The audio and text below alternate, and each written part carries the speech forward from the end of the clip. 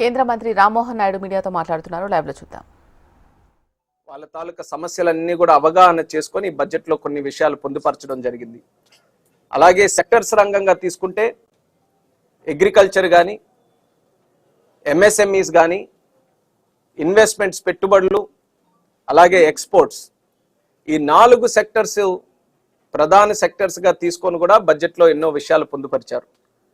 Agriculture కి సంబంధించి భారతదేశంలో ప్రధానంగా ఈరోజు వ్యవసాయ రంగం అందరికీ కూడా ఆక్యుపేషనల్ ఏవైతే ఉన్నాయో అటువంటి ఒక 100 జిల్లాలని ఎంచుకొని ధనధాన్య పథకం కింద ఆ జిల్లాలకి విత్తనం దగ్గర నుంచి మార్కెట్కి కొత్త పథకాన్ని బడ్జెట్ ద్వారా ప్రవేశపెట్టడం జరిగింది. ఆ కార్యక్రమం దేశంలో వెనుకబడినటువంటి జిల్లాలు ఎక్కువగా వాళ్ళు పెట్టుబడులు ఆశిస్తారు. కానీ ఇప్పుడు మారుతున్నటువంటి ప్రపంచంతో వ్యవసాయంతో కూడా చక్కనైనటువంటి ఆదాయం సంపాదించుకోవచ్చు అనే మార్గంలో ఆ వెనుకబడినటువంటి జిల్లాలని ఎంచుకొని ఈ యొక్క స్కీమ్ ద్వారా అగ్రికల్చర్తో లింకప్ చేసి డెవలప్ చేయాలనేది కొంతమంది రైతులకి ఇచ్చాం. అందులో సుమారు 3 లక్షల లిమిట్ పెట్టుకొని ఇచ్చాం.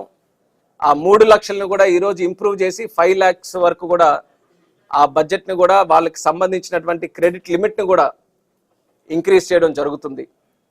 ఇన్సూరెన్స్కి సంబంధించి అగ్రికల్చర్ ఇన్సూరెన్స్ ఎప్పటికప్పుడు ఆ విషయం మీద చర్చలు కూడా జరుగుతూ ఉంటాయి.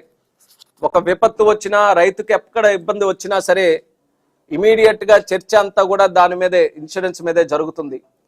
అలాంటి ఇన్సూరెన్స్ సెక్టర్ని కూడా బలపరిచేందుకు ముఖ్యంగా రైతులకి అలాంటి సమయంలో, విపత్తు సమయంలో కానీ కష్ట సమయంలో ప్రభుత్వం నుంచి చక్కగా సహకారం అందించే విధంగా పిఎం ఫసల్ బీమా యోజన కూడా గతంలో పెట్టాం.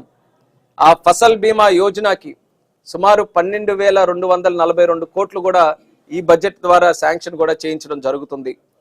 అలాగే రాష్ట్రీయ కౌశల్ వికాస్ యోజన వ్యవసాయానికి సంబంధించినటువంటిది, దానికి సుమారు 8,500 కోట్ల రూపాయలు. అంటే వ్యవసాయానికి ఒక పక్కన బలాన్ని ఇస్తూ భవిష్యత్తులో కూడా వ్యవసాయ రంగం ఇంకా రాణించాలంటే, రైతులు ఇంకా దాని మీద ఆధారపడినటువంటి వాళ్ళ తాలూకా ఆదాయం పెరగాలనంటే ఏ కార్యక్రమాలు చేయాలి, ఎంత బడ్జెట్ కేటాయింపులు ఉండాలనేది చాలా చక్కగా ఈ యొక్క బడ్జెట్లో కూడా రూపకల్పన చేయడం జరిగింది. అలాగే ఇంకొక సెక్టర్ ఎంఎస్ఎంఈ సెక్టర్, ఈరోజు అందరూ కూడా ఉద్యోగాల కోసం ఎంత ఆరాటపడుతున్నారో మనం చూస్తున్నాం. అలాంటిది